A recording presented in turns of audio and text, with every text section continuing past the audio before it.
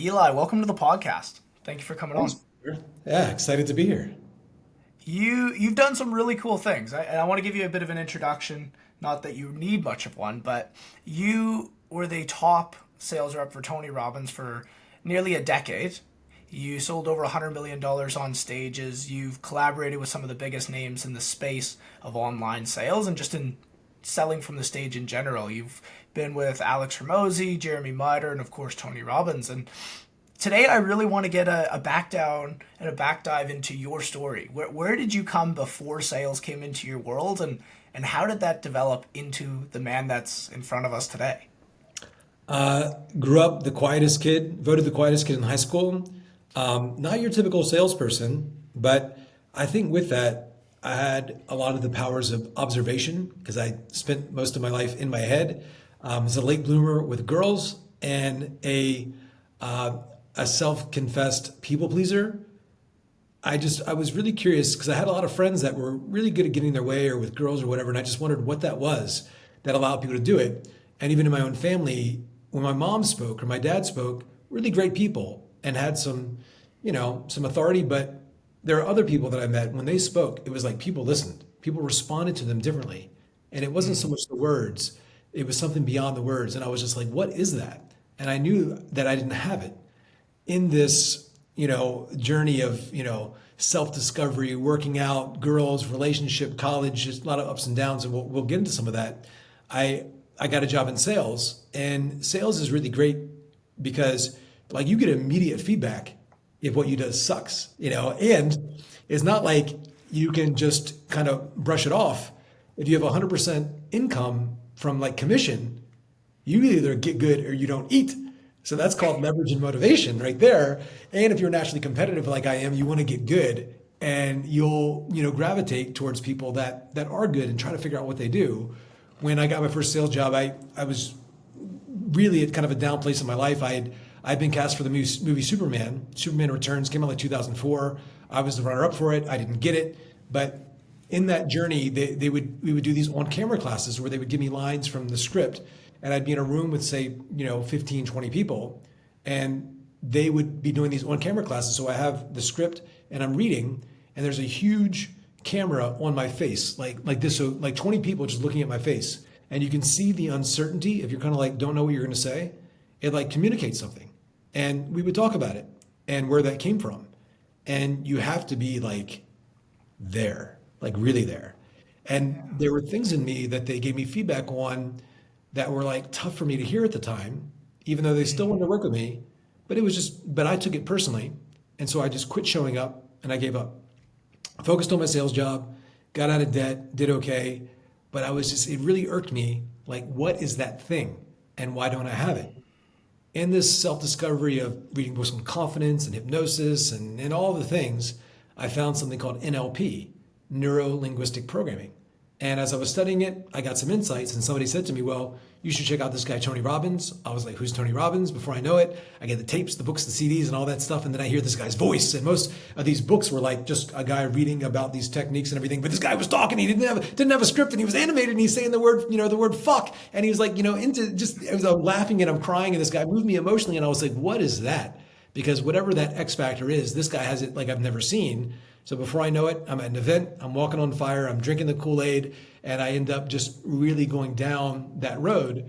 But before I even get into the story of how all that happened, part of my saving grace was this. And it's a big thing that we teach as it relates to sales and speaking and the process of making money is pattern recognition. And whether it was my insecurity, it was a pattern of thought or a pattern of emotion. So for anybody listening, you get this concept that there's who you are, this infinite being that you are, but there's patterns. There's behavioral patterns that maybe you picked up from your parents or your environment that have become conditioned for certain reasons throughout time. And those patterns can change. Recognize, utilize, and create new patterns. And so that whole thing, like looking at myself as a pattern and believing, just like you can condition your muscles to be stronger in a gym, I believe I can condition these aspects of myself emotionally, mentally, physically, spiritually. And that training, just like a bodybuilder going to the gym and loving the pump, I love the feeling of training myself linguistically and, mentally and emotionally to condition myself. And just like you want to go to the gym and do your PR, your personal best, and like push your limit, I wanted to push the limits of my mind. And I wanted to do that not in a silo by myself, but I wanted to do it with other human beings. I wanted to do it with difficult human beings. I wanted to do it when there was money on the line. And so the way that I approached sales as a self-development tool to see where I got so insecure, where I didn't connect, where I got in my head, where somebody stumped me and I lost my certainty. I was like, ooh, that's juicy. Let's lean into that. Let's figure out like what is that process and how do we really begin the conditioning process of that, on a very micro level to, before we just try to get to the macro. And that became the way that I viewed training and sales and communication. And that's been my 20 year plus journey now. So just that. When did that happen? Like, when was that moment when you fell in love with NEPQ? Like, when did that piece happen? Well, I remember going to, I was broke and, reading all these books at the time. And I got a hold of Tony's book. And then I saw that Tony was speaking in downtown Los Angeles, 2005. And it was Donald Trump and Robert Kiyosaki and Susie Orman. And, it was like a pitch fest. I don't know if you've been to one of those seminars, like where it's like 20 speakers and there's a couple famous people, but then there's a bunch of other people selling like the no money down real estate, the Forex trading. It's a pitch fest because they got to make some money. And now I love those because I love seeing pitches. Because if something's good, I'm like, ooh, I'm going to take that. If something's bad, I'm going to use it as content. I'm like, hey, this guy did this thing and it sucked. And so I love the pitch. Like, and I always learn something. Even if somebody does something bad, I still learn something. But I remember going to that event and it was whatever, Donald Trump's famous or this person's famous or Magic Johnson or whatever. But when Tony came out, woo, it was like, I'd never seen anything like it. And I ended up spending twice my rent money to go to his seminar. And nowadays, people, especially if they've read Alex Hormozi's brilliant book, it's great on offers, but everybody's offer sounds similar now. Everybody's doing the same thing. And everybody says in coaching, it's all about the offer. And the offer's a big deal. You got to have a good offer. But if everybody has the same offer, what's the difference? When I saw Tony speak, I didn't know there was an offer. I bought it, but I didn't know what the offer was. There's like a logical side where you understand what you're getting, but there's an emotional side where you're just like, I'm in. And I really wanted to reverse engineer the process of getting people emotionally compelled unconsciously, where they're not even conscious of what happens. Because whether it's 2 a.m. and they just find themselves reaching for their phone or the refrigerator, there's something there. I was like, well, how do we hack the unconscious? How do we go deeper into that? And Tony talked about it a little bit in that day. And I saw what he did. And I had a basic understanding of NLP, a basic understanding of hypnosis.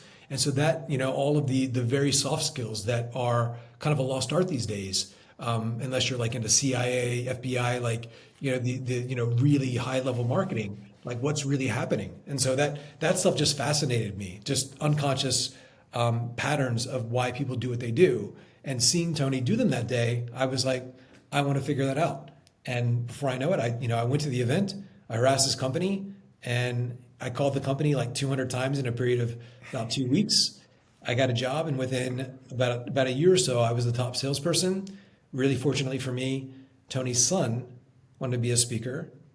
And Tony said to his son, he said, it's one thing to be a speech maker. And I heard Tony say this one time, and I think of this a lot. Because people think of Tony as a motivational speaker. I heard Tony say, he said, there's nothing more disgusting than a motivational speaker. Disgusting.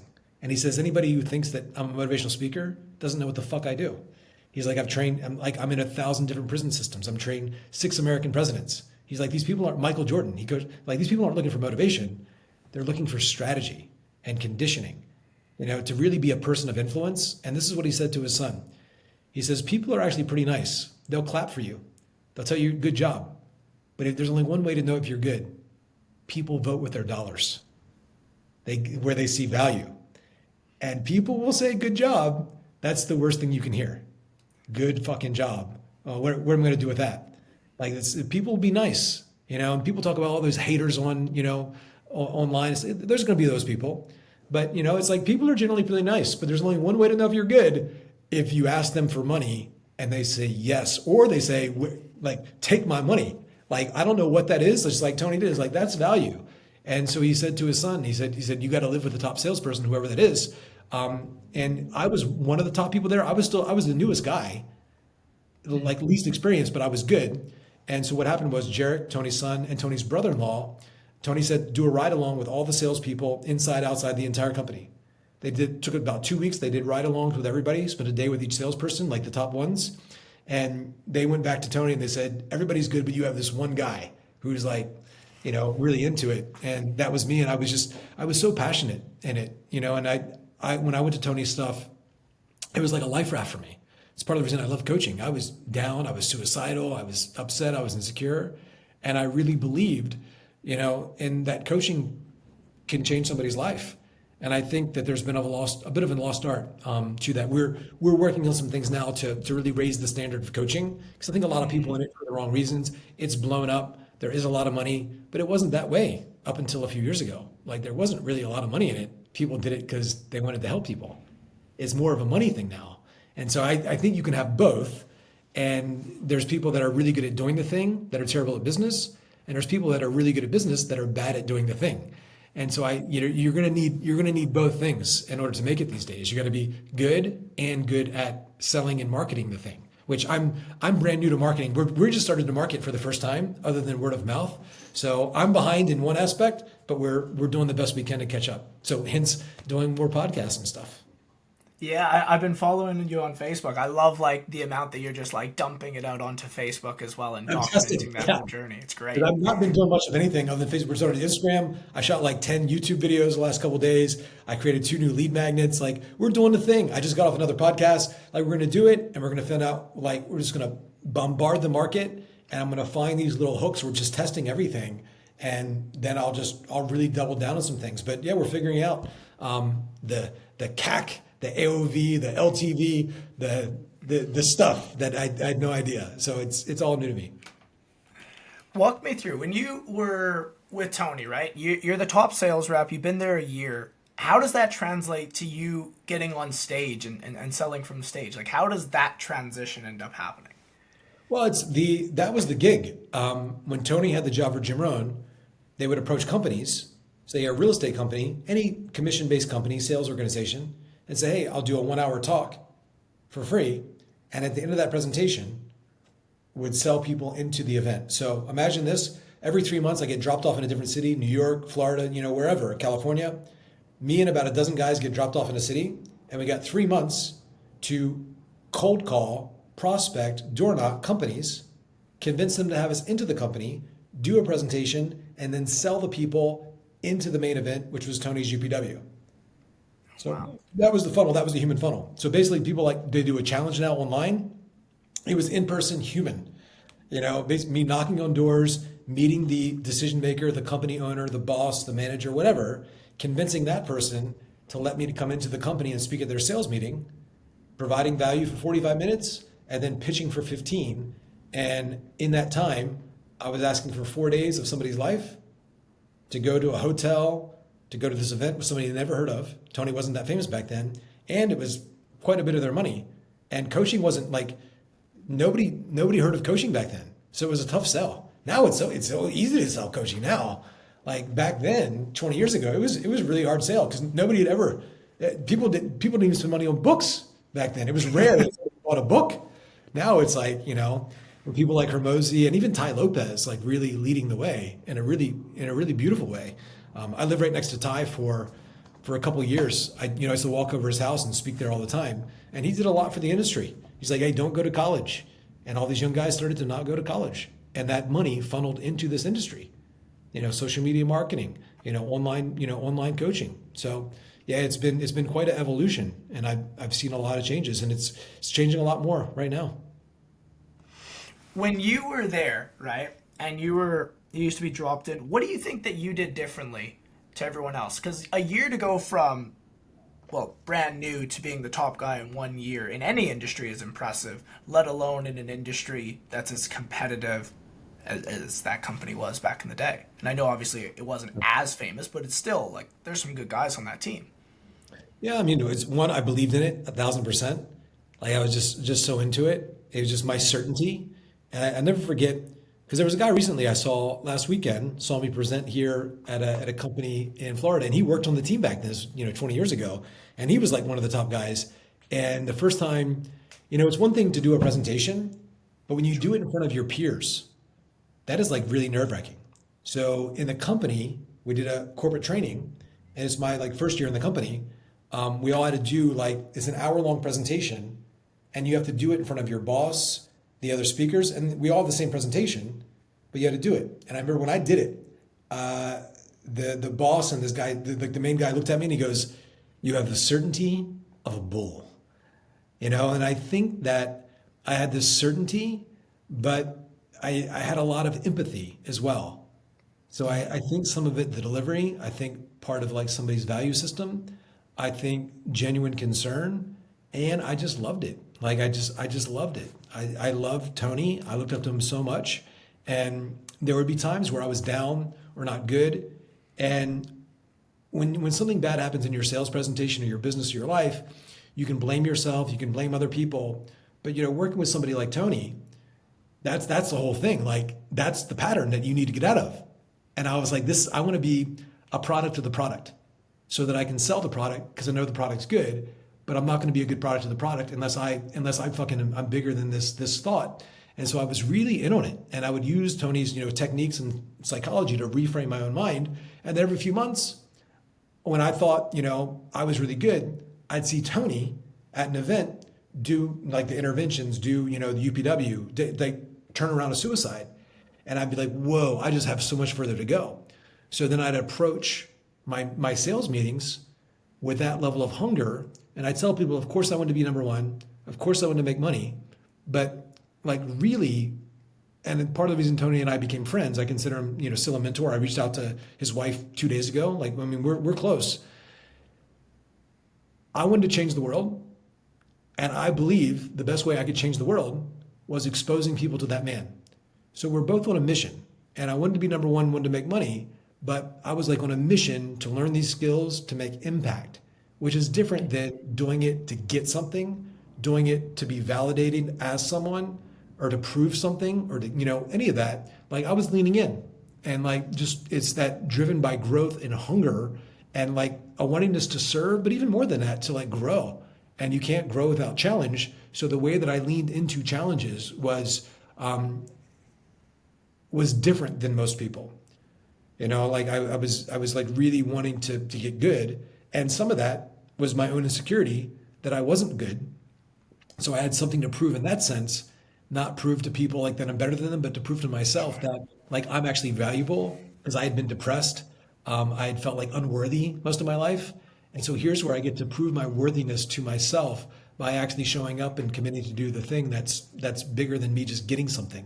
So a lot of that, a lot of insecurity, a lot of fear, a lot of self-doubt, but a big hunger to be more than I was and to be modeled by somebody that I respected immensely and felt really, really grateful to be a part of something bigger than myself. That's incredible. It genuinely is. After being there, you were with Tony for 10 years. Is that correct? 2005 well, really in 2019, as when I left the company, but 2020, right before they did the first virtual event, 25,000 people, they called me up a couple of days before and asked me to do the sales pitch. My sales pitch did 12.7 million in an hour, not because of me, it's because of Tony's brand. A monkey could have made most of those sales. But I mean, and then even last year, I did a couple presentations for Tony for these preview events. We talked last week. I talked to Tony's company about taking over a division of their company that I'm going to do some consulting for. But since 2005, off and on. So more Okay. like about 20 years. Yeah. Yeah. But a steady 15 years for sure. Okay. No, that's incredible. What made you want to go outside of just that? Because at some point you started some other incredible things and started branching out besides just working with Tony and really creating Yeah. the man that we see today. When did that start? When did you start and create? 2019, I felt like I'd outgrown the position, and they had talked about me taking over parts of UPW, and we did a UPW in London, 2019. They did a day 5. It was my day. I spoke at it. I sold. And on day 3 of UPW, Tony and I sat down for a couple hours and we mapped out a process for he and I to create a sales course together. And I told him he's got like a $1,000 thing, a $10,000 thing, a more expensive thing. He didn't really have a mid-ticket.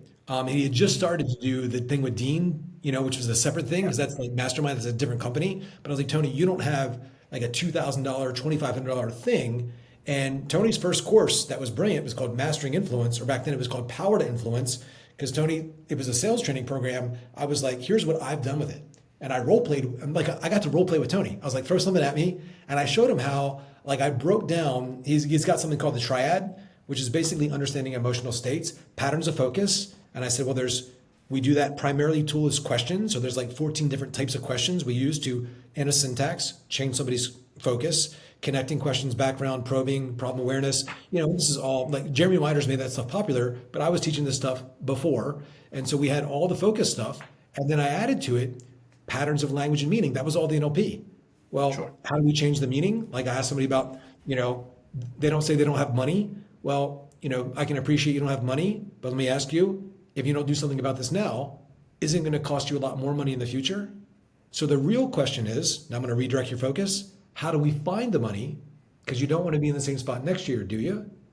So I'm changing the focus. So we had all these like tools on changing the meaning, and then they're shifting the physiology. So I role played some of this with Tony around a few objections, and he was like, whoa, that's cool.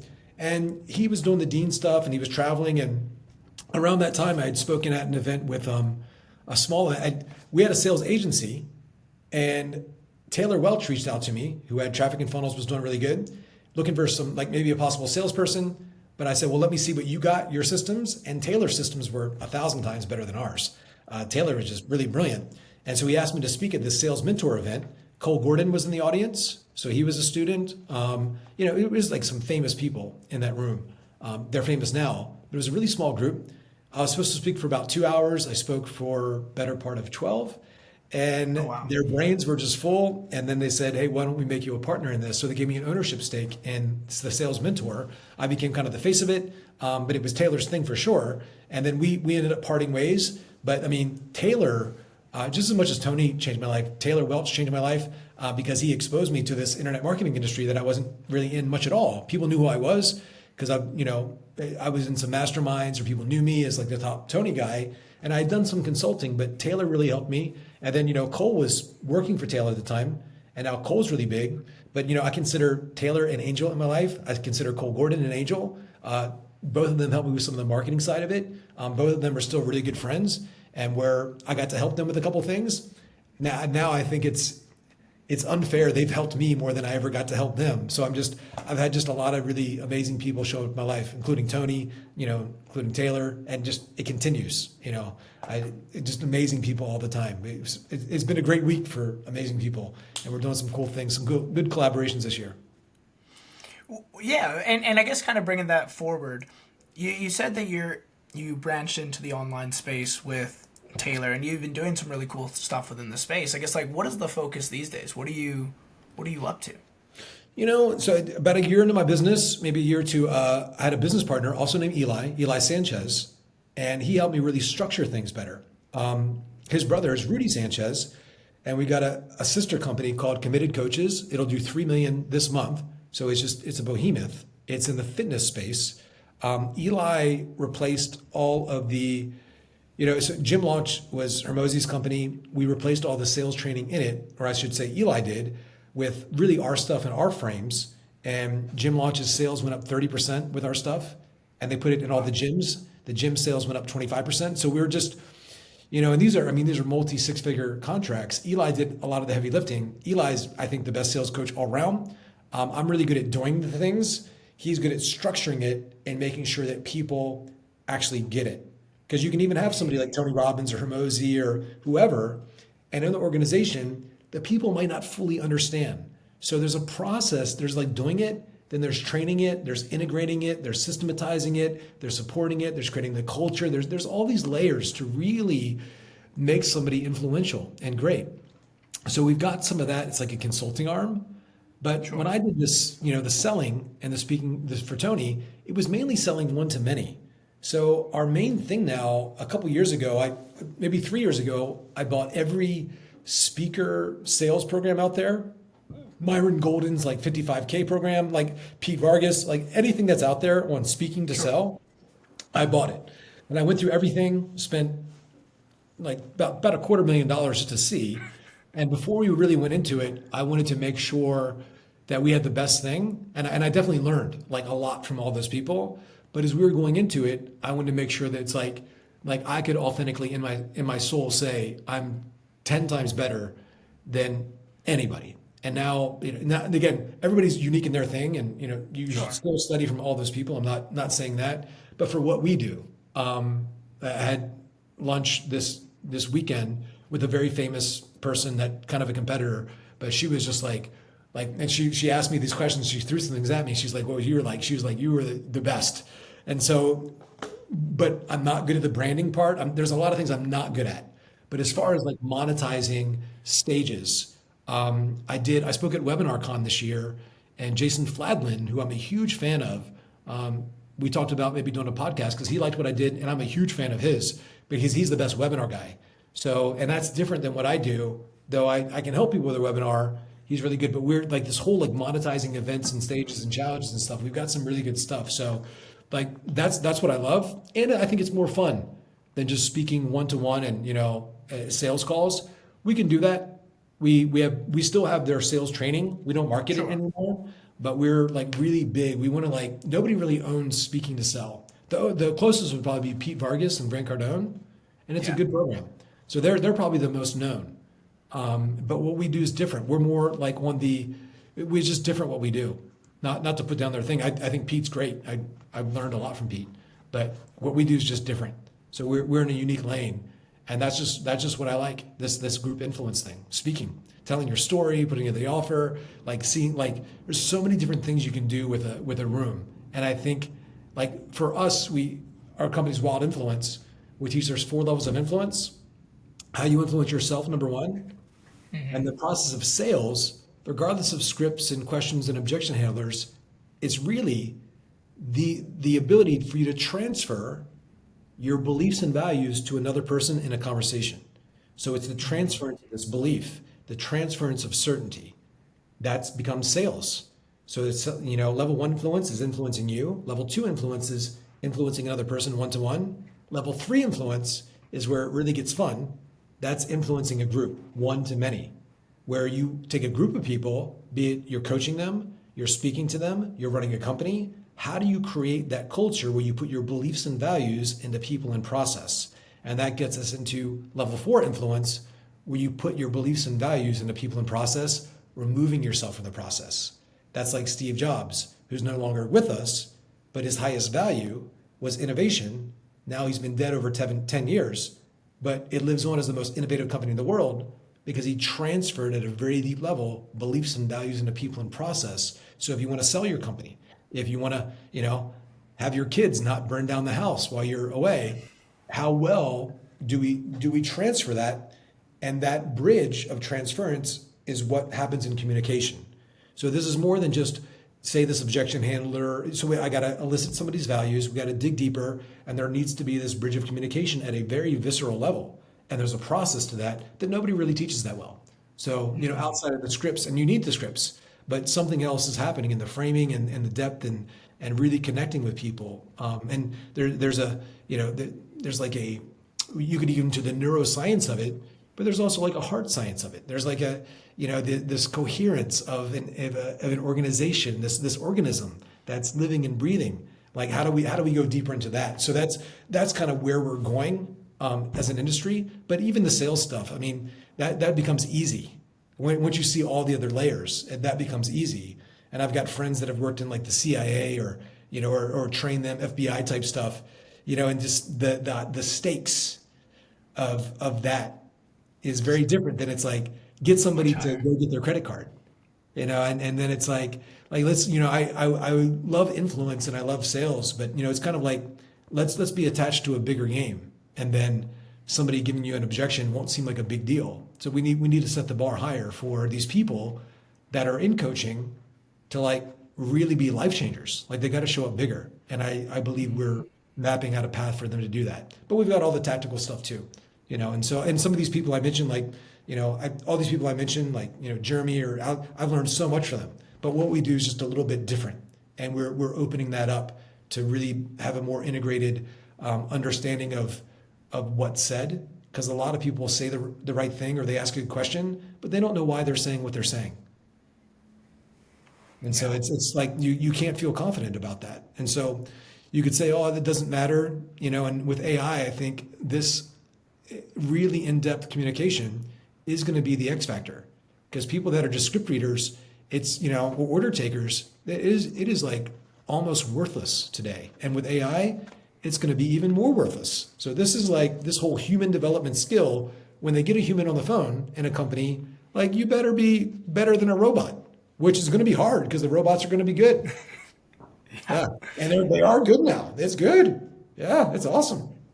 Well, I think that's a huge thing, right? Because what I've always said and what I've seen is scripts are great. They're a great place to start, but it's not a script that sells someone, right? It's everything in between the words and in between the lines that aren't actually getting spoken.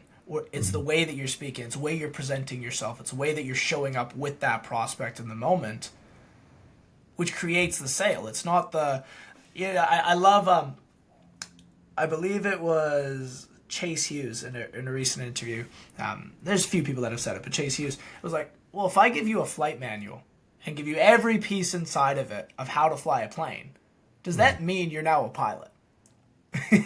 but we think the same thing with a script, right? We give someone the best script. Here, it's the perfect thing. Does it mean you're good at sales? Yeah, and I'll say it here for the first time, I think publicly in a podcast. March, we're putting out our sales course. So Chase is a very good friend. We're putting out a sales course together in March. NCI, we're going to take a lot of his concepts in mind and put together a sales course. So Chase and I have done 3 events together. We ran his sales for a long time. My business partner did. So Chase and I are very close. When I met him, I was like obsessed with him. I went to his house in Virginia and I stayed with him for a week and just asked him a bajillion questions. But we're very close. I went to his wedding. He's amazing. So yeah, we're pretty close. So he's one of the sales courses, one of the people we're partnering with this year. So he's really great. And and what I say is, to piggyback off what you said, it's the spaces between the notes that creates the music. Otherwise, it's all just noise. And there can be a pause, like they talk about in sales, like pause, strategic silence. But it's a pregnant pause. And if you filled with uncertainty, or you're pausing for the sake of pausing so that, and they say, hey, just say the price and shut up. But there's like something in tension, just like in a relationship with a girl, or for a girl, like for a guy, or, for a person of the I use the opposite sex, but I can't say any of that anymore. Just a person where there's like some sexual tension there or something. There's like something there. And there's a lot there that creates that. If when I was into sales too, when I first started working for Tony, we were all a bunch of dudes and everybody was into NLP. And there were guys that were teaching NLP on how to pick up girls, like using this techniques to pick up girls, and talked about how do you escalate that tension and stuff. It was really big back then. And, I met a lot of these pickup artist guys, and there were some interesting things, on it. And we would, learn some of these techniques, and I studied that. But I was really taking it and taking those same language patterns that these pickup guys used, and I put it into my sales conversations, to create that tension. And I wanted to play with that push-pull tension and all that. And I used it for sales conversations, not for the pickup thing. But I was like, this is fascinating. And there's definitely a correlation. It's like being attractive, not being needy, leaning out. It was just, for me, it was very similar. And it was just more reason to practice.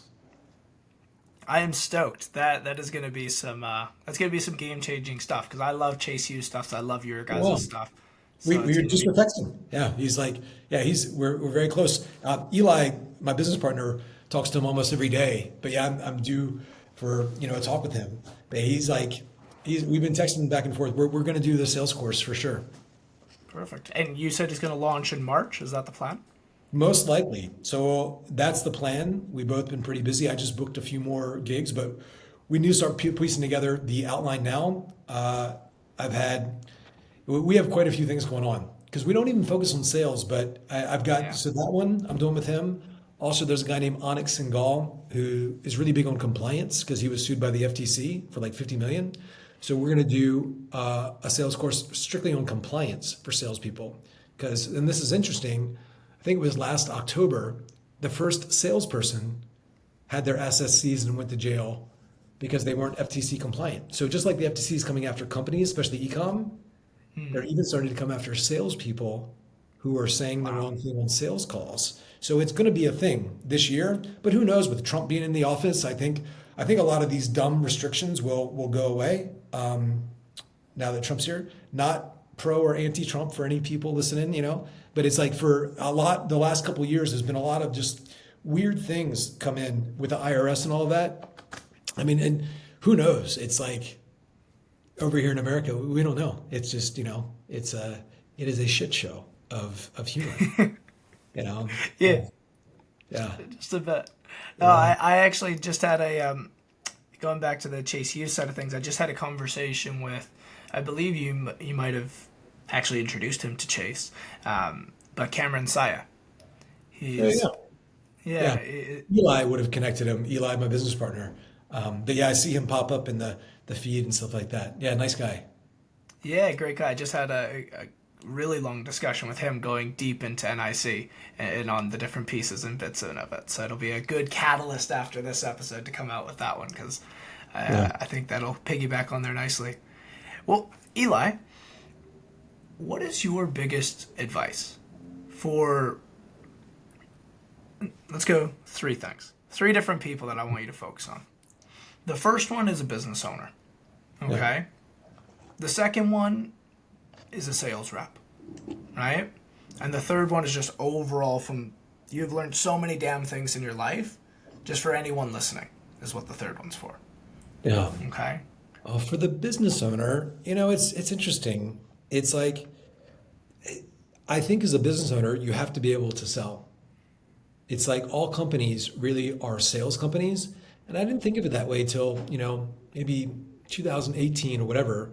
But you're a sales company. The sales is what feeds the marketing. So it's like even delivery, and not that people should have shitty delivery. There's a lot of talk of it now, like lifetime value. But the reason that you want lifetime value is higher LTV so you can spend more on the marketing. But, it's like all of us spend, but if you had to focus on one thing, it's sales first. And it's like if you sell people the right way and get them really enrolled and they trust you, you can even fuck up some things in delivery, but they'll stay with you if you're honest and you connect and you really take care of people. But there's this classic phrase, it's been around for a while. It says the transformation is in the transaction.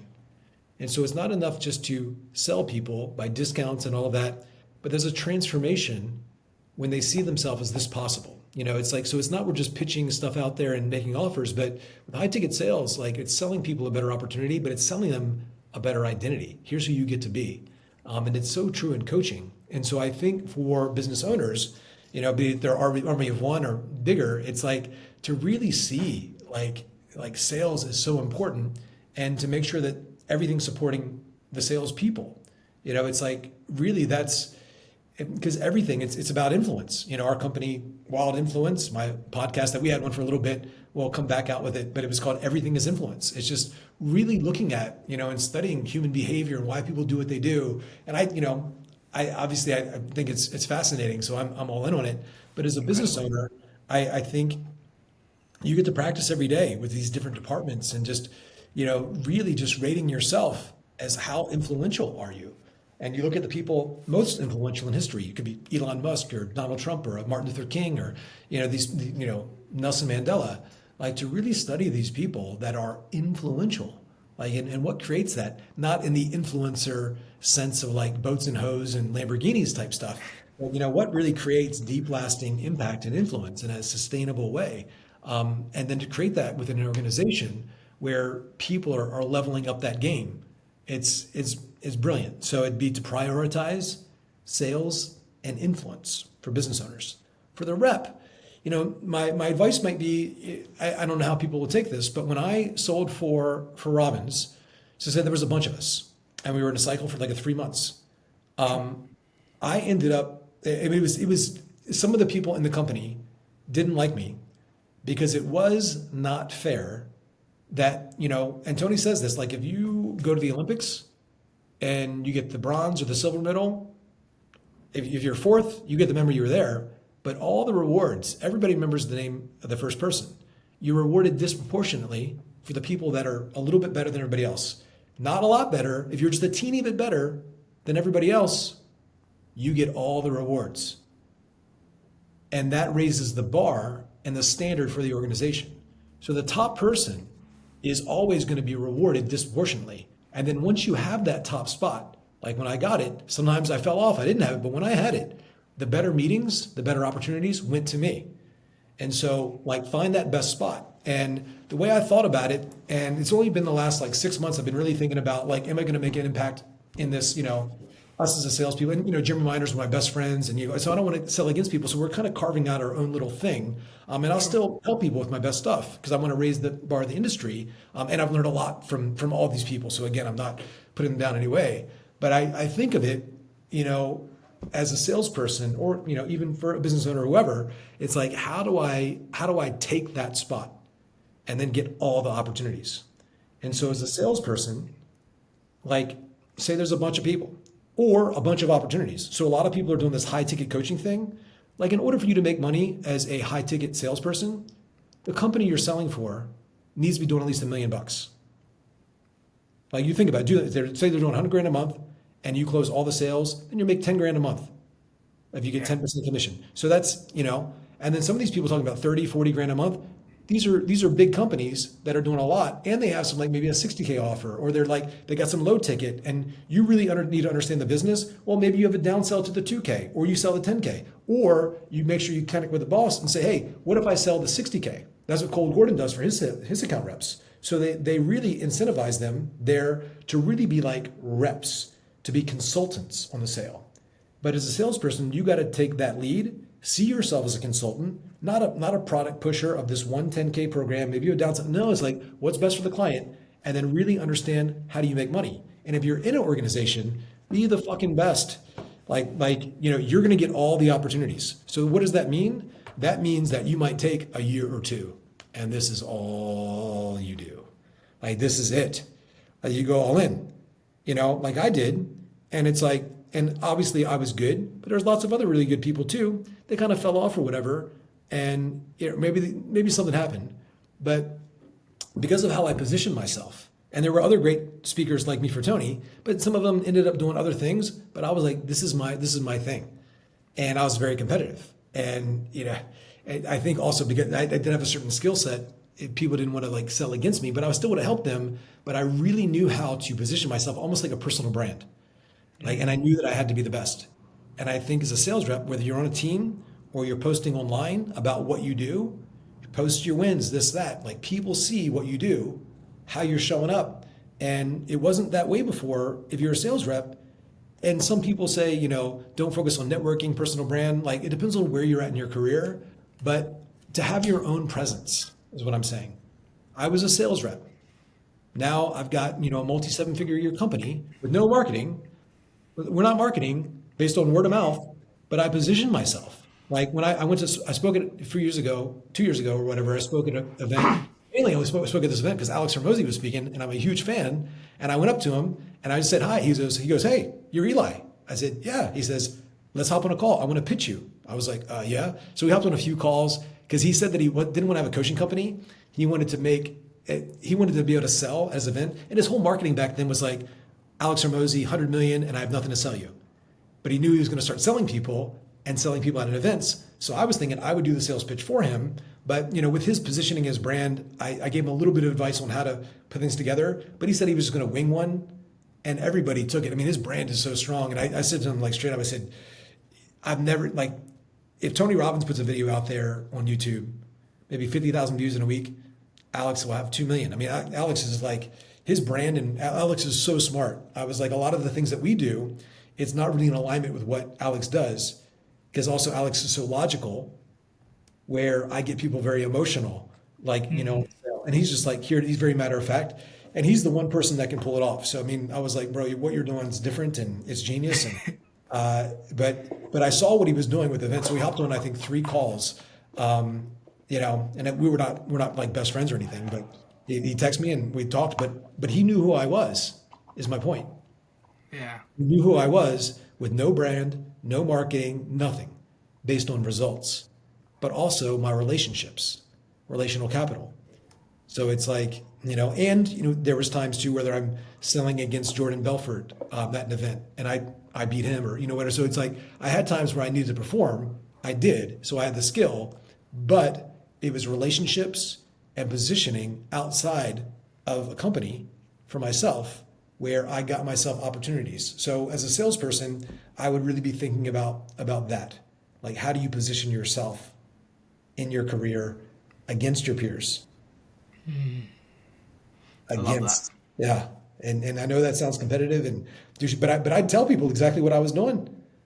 And if just like Alex Hormozy tells people what he's doing, I was like, yeah, here's what I'm doing, and it's fucking hard, but this is what you need to do, and it's like you're welcome to do the same thing, but there's gonna be that, and so that's why I say it's a couple years of like at least a really, really going all in. The competitive spirit is so important. It blows my mind when I meet someone that's in sales that isn't competitive. To be honest, I don't understand how it works. Like I'm sure there's a marketplace and a place for it, but that drive within me is how can you not want to be the best? How can you not want to push yourself at that pace? Yeah, So I get yeah, that. yeah, yeah. And lastly, Elias, Yeah, good. what's that advice for the person who's maybe down in the dumps like you were? They're going through a rough time. They're not having life go as they want. I know we talk about a lot of successes on this podcast and we talk about a lot of the great things. But maybe they're at this place that you were when you first went to a Tony Robbins event. What's your advice for them? This thing I used to say to myself all the time is, and there's some NLP in this. I'll share what I used to say is, the sun rises in the east, it sets in the west, and Eli's going to be okay. And so just realizing like it's going to be okay, and even if it's not okay, that's still okay. It's like I'm going to be okay, and I think we get kind of caught up in things a lot, but to just be present with what's happening, and like this day, this hour, this moment, we're never getting this back. For me, I sit up, I get up in the morning, and the three S's: stillness, silence, and solitude, and I just just appreciate this moment.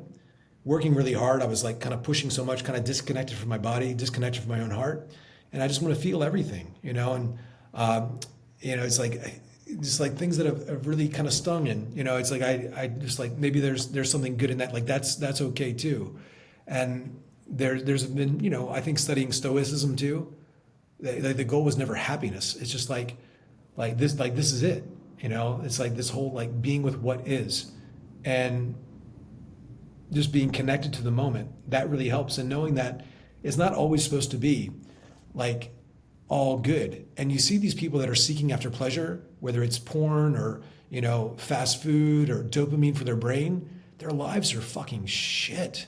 It's like, wow, like this is like just this pleasure, like that is not what you want. It's like like what we think that we want and what's promoted, like no, that is really bad to like have access to porn, and I'm not putting down people that do porn or drink or whatever, but it's like, but all the time, and it's never been so easy, and it's like wow, like if it's hard, like hey, this is part of it. This is like it's a good thing, and that you don't win all the time. There's this classic story of the Twilight Zone, where in this old like 1950s show, this guy who's like an obsessive gambler. He dies, and then he wakes up and he's in a casino, and he goes down, and he realizes that that he's dead, but he wakes up and he goes to the casino and he wins and he wins and he wins and he wins, and he's like, oh my God, I died and I went to heaven, and somebody's like, no, you died and you went to hell. It's like the uncertainty of life is part of what makes it like, imagine just winning. There's no like he just keeps on winning, and so I think like to value. And there's something in NLP, like your whole value system is the hierarchy of values. You want to value winning. You want to value success. But there's something even more important than winning and success. Like that's not the thing. It's growth and evolution. And then the process of it that we map out is like when something bad happens, step one is like asking yourself what actually happened. People are like, oh, this person ripped me off, or this person stole from me. No, well, what you wanted was different than what actually happened.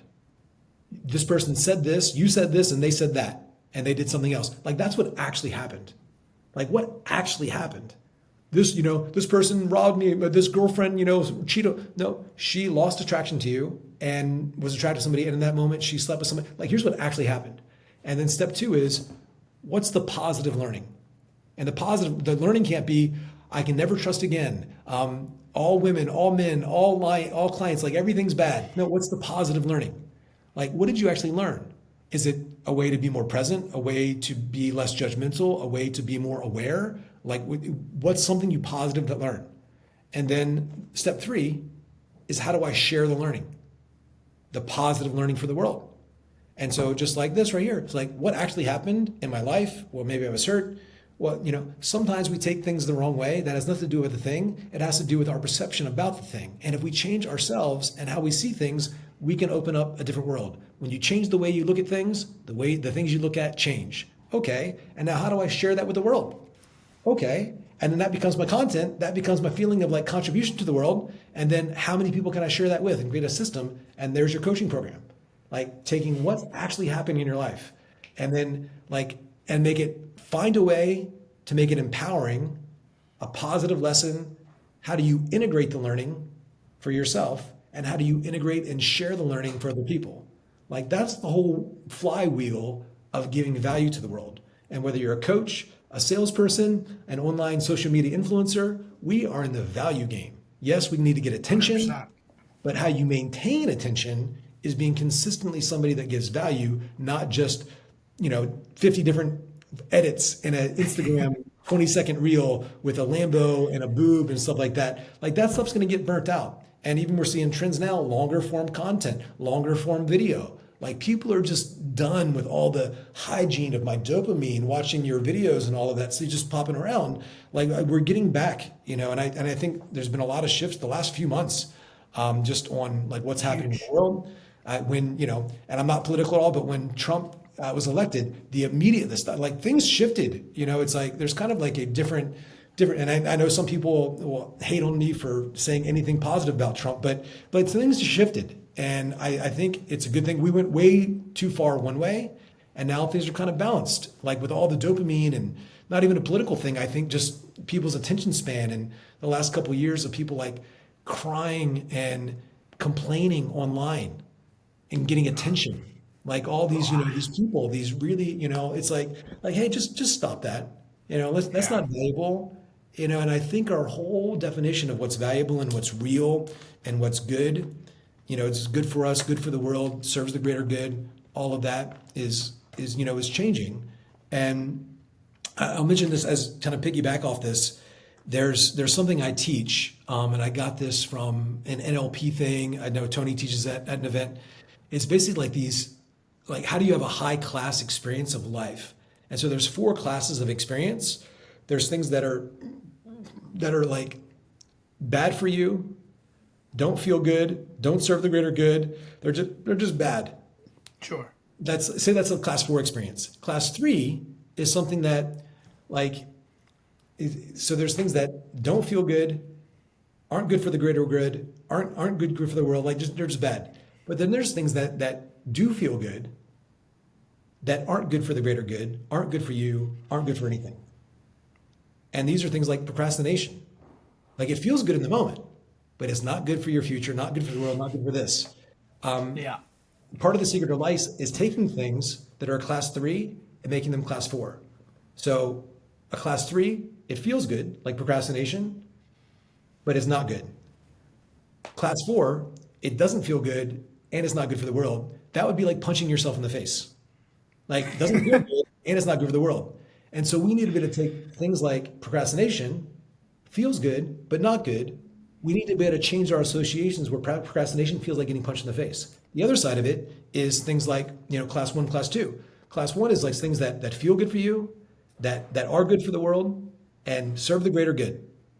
And then there's things like, right now for me, spending money on ads. Does not feel good to test this stuff. No. But it's good for the greater good because we get out there.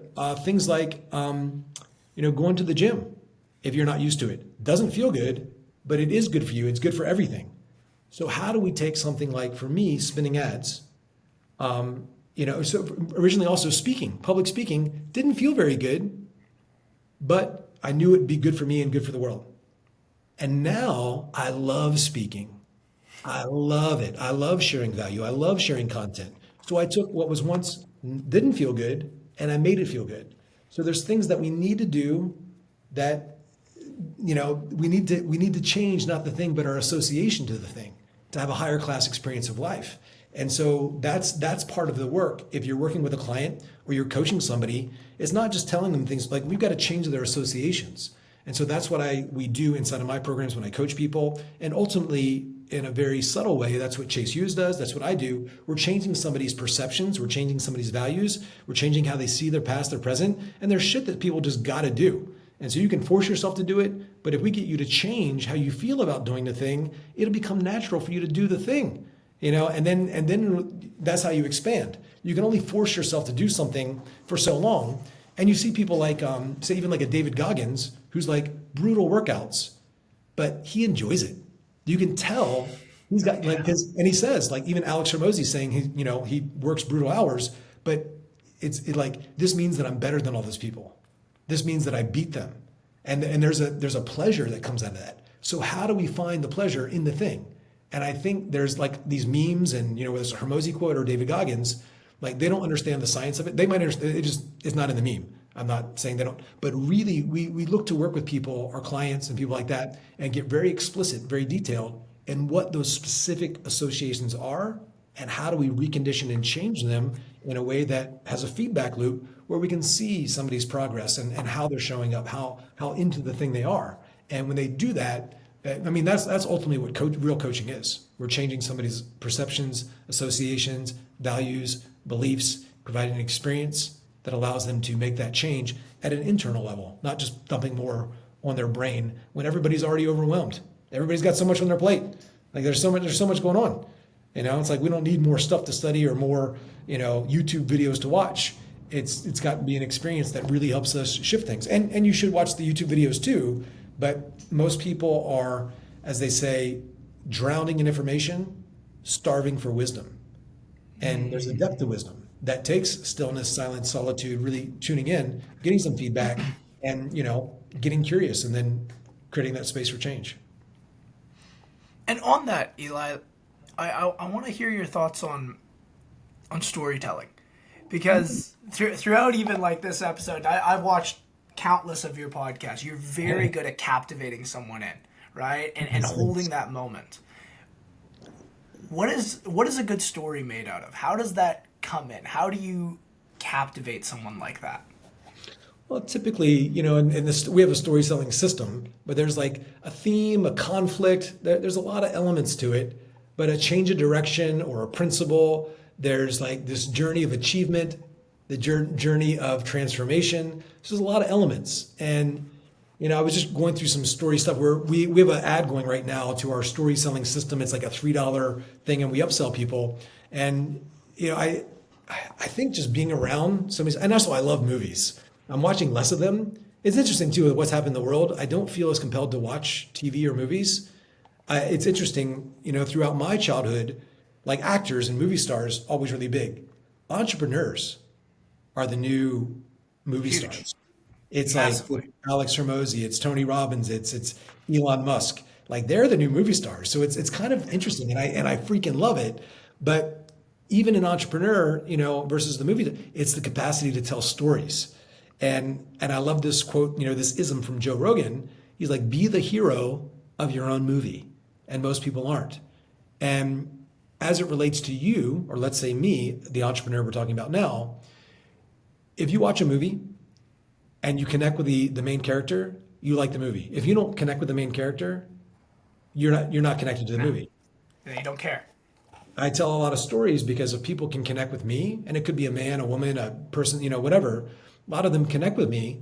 And so they like the story and they're kind of rooting for you. And so being that attractive character, being somebody that's overcome conflict and having like principles is really, really important. And you can come up with these little stories, and we piece these together. We're working on some software, some AI stuff to help us like extract stuff from people, put it into some of the stories with our frameworks. But it's interesting. I used to always open up my events like this. I'd say, right with a story. So my dad's 5 years old, and his dad got a brand new car. And he comes home and he's showing off the car, and he's like really, really excited about it. That same day, my dad's outside the house, and they have this kind of like this plastic siding all over the wall or all over the house, like on the outside. Yeah. And it's got mud just caked on it. And so my dad's out there scrubbing the wall, being a good little boy. He's scrubbing down the wall. And his dad says, no, you don't have to scrub so you don't have to work so hard. I have an easier way. I have something I'm going to give you, going to change everything for you. Just watch me. Takes the hammer and he taps on the wall, and the mud just falls off. Tap, tap, tap, falls away. Tap, tap, falls away. And my dad's like, oh my God, this is amazing. And he's just all around the house, tap, tap, tap, tap, tap, tap. And he just cleans the entire house, and he's just being a good little boy. He's like, this is amazing. Fast forward a week. His dad, my grandfather, drives home, and that brand new car I mentioned, it's got mud on it. My dad, being this good little boy, sees that mud all over the car, tap, tap on the rims, tap, tap on the wheel, tap, tap on the bumper, tap, tap all over the car. He runs inside and says, Dad, I just cleaned your car. It's like, it's brand new. It looks shiny. It's so great. Reluctantly, my grandfather walks outside and sees his brand new car with about 10,000 tiny little dents in it. And so why do I tell you that story? I tell you the story for this reason. My dad, his heart was in the right place. And just like you, your heart's in the right place. I know you want to do good by people. I know you want to make a difference in the world. But when it comes to selling, when it comes to really making a difference, sometimes you just don't have the right tools for the job. Today is all about finding the tools of persuasion so you can go out there and do what you were designed to do. So it's like story, and you kind of lost in the story, and then a point, and then a hook. And so you'll notice a theme or a pattern. And I do this all the time when I'm speaking. So there's something in NLP called a referential index. So right now there's basically three entities. There's you, there's me, and there's other people. And so I can do a lot with they. Oh, what did they say? I can create an enemy. But Sure. Or I can also bond us with we. I, you, we, they. So there's really four entities here. Like we, and when I say we, that could be ambiguous. We as coaches, we together, we as an organization, we the people. So there's a lot I can play with. But even as I'm telling stories about myself, there's the hook. It goes I, we, you. I really struggled in my life, this. And I think we all do. We all have times where we're not getting what we want, but here's what you need to realize.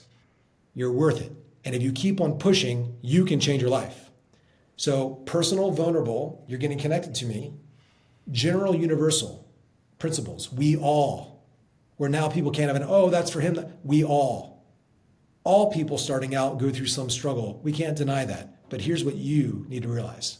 See the setup. So there's dozens of these frames, these frameworks that I'm unconsciously speaking through, and I'm conscious of the unconscious now at this point because we teach this stuff. But these are the elements. And even when people are great storytellers or great speakers, when we look at their stuff, even some big clients that we're working with, we look for these refinements, and they're like, "Oh, my story's not connecting."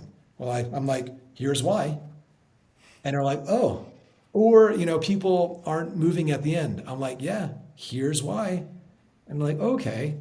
And so that's all we study. Me and Chase is really good at this too. Chase Hughes, he sees things too. And so we go back and forth on it. And my business partner, Eli, one of the best I've seen, and he reviews my stuff because I do it, and then he helps me review my stuff. And I'm like, oh, okay, I missed that. And then we make it better, make it better, make it better. So that's just the process. Can you give an example of someone that you've worked with recently where you did, their story wasn't landing, their story wasn't hitting, and it was the tweak. Can you talk about like the tweak that you made so it did land? I'd love to. Yeah, it's a person. She's relatively famous, but she's who came to mind. And she has a story about going to like a girl's home, and it was like really, this really bad experience. And to be more general, not just about her, a lot of people tell these stories about being raped or these horrible things that happen in their life. And the audience might be like, oh, that's really sad. But I'm like, that doesn't move the sale. A key distinction that anybody who's telling stories and stuff like that, like you'll have this pit moment or this bad thing happen to you. And everybody's heard, and I hate to, I'm going to sound like such a dick saying this. People like, it's like, even people like will talk about their rape. And it's still like, I'm like, but people don't care, or they just feel bad for you. And some people, the speakers, they want people to feel bad for them. Like, yeah, it's just, that's not the thing. Like some people's story, they're just all fucked up. And I can see why they're telling the story. I'm like, you need to process that more. And the way they told, like, even if they do care about your rape or they empathize, it's like, you need to relate that to the audience. And so the key, and everybody's like, I lived in, I was homeless, or I lived in my car. Like a lot of these stories, people have just heard too much too. Like I've said this to people too. I'm like, yeah, it's just like, story's not vanilla, but it's like, yeah, the story's been told. But I can change enough in it. It can be the same, but I can change some things in it where now it's unique. And so a lot of people just have these, and I can tell people are, I don't want to say people are lying. That's why I won't say people's names. Some people I'm just like, yeah, I can see where you embellished, or there's some contextual ambiguity there where you lack details for a reason. Not to say that people are lying, though a lot of people do lie in their story. But the principle is this, and what I gave this woman, and what I give a lot of your listeners here, is to make sure that there's going to be some pit moment.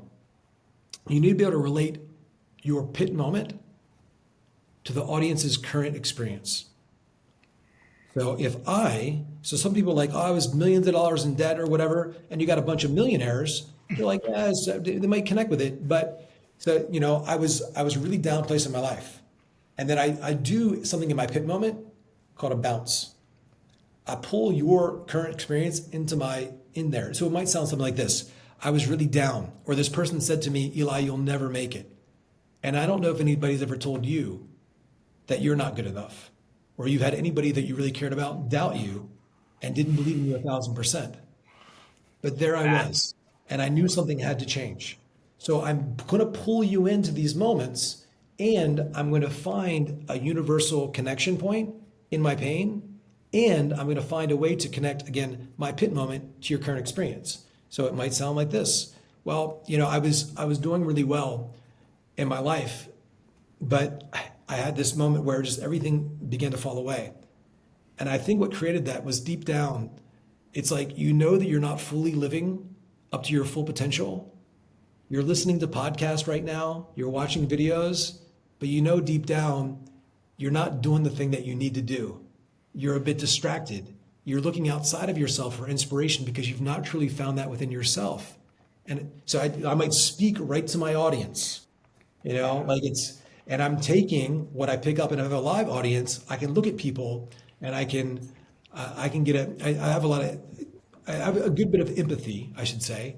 I don't want to brag on my empathy, but I've done 4,000 seminars. I can look at people, and I can get a feeling, and also some of it based on hypnosis. I'm being ambiguous, but people are like, man, I felt like you were talking to me. But sometimes I say things that I wouldn't usually say, or I say something that I've never said before. It's because I look at somebody and I kind of get a sense of their pain, and they're just like, yeah, you looked at me, and I kind of get a read on that person, and I'm pretty aware if I have an audience or a webinar, it's like people that are consuming things, or maybe they're coming to an event, or they're coming to learn how to speak. Well, I know that there's some area of their life that's not perfect, and so I'll make some gross generalizations, but most of them are positive. People are awesome.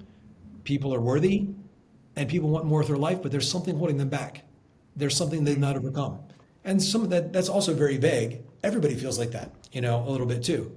And so I'm doing a good job of connecting these pit moments to people's current reality. And then they have buy-in. And I'm also associating some pain to their current experience that I'm going to expand on, that begins that process of opening them up to want to create change in the moment.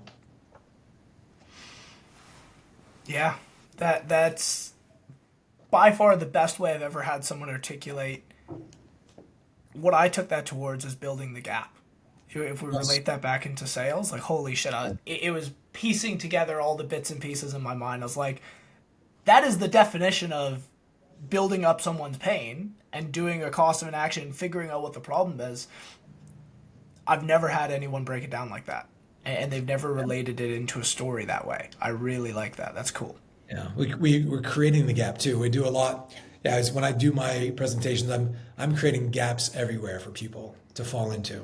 Yeah, a lot of gaps, and that's creating internal tension, internal pressure, as opposed to external. So a lot of gaps, and we quantify those gaps, and we create criteria around those gaps, and we attach a COI to those gaps, and then people feel even more compelled to close that gap through my product, service, or idea. It's incredible. That's Well, the game. That's it. Eli, I want to be respectful of your time because you've given me plenty. I if someone wants to find you, if someone wants to be able to connect with you, whether it be a business owner that maybe wants to use your consulting services with your business, or it's a sales rep that wants to get in on this action coming up, whether it be the FCC compliance or with Chase Hughes, where do they best find you? Where do they best connect?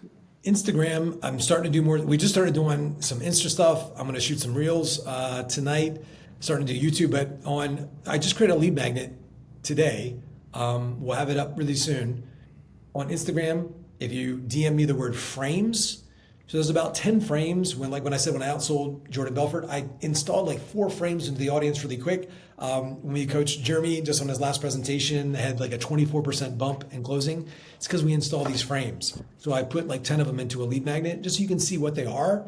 And there's some examples in there where you're like, the frames change the perception of what's there. So it's not the thing, it's the perception of the thing. So there's some frames that we have, comment frames, and we'll give you a lead magnet. We'll probably end up asking you for your email so we can maintain a relationship with you. So it'll be like, what's your email? And then we'll send them to you. And that's it. Or wildinfluence.com or Facebook, Eli Wilde, only one. So that's it. Yeah. But frames if they want to get some of our stuff for free. Let's go. All right, guys. DM frames to Eli Wild. We'll tag his Instagram account below and make sure you guys can stay connected. Thank you once again. It's been an absolute pleasure. Guys, if you like this episode, make sure you like, subscribe, but comment below. What was your top takeaway from Eli here? And who do you want to see on this podcast next? Who do you want to resonate with and get that background story on?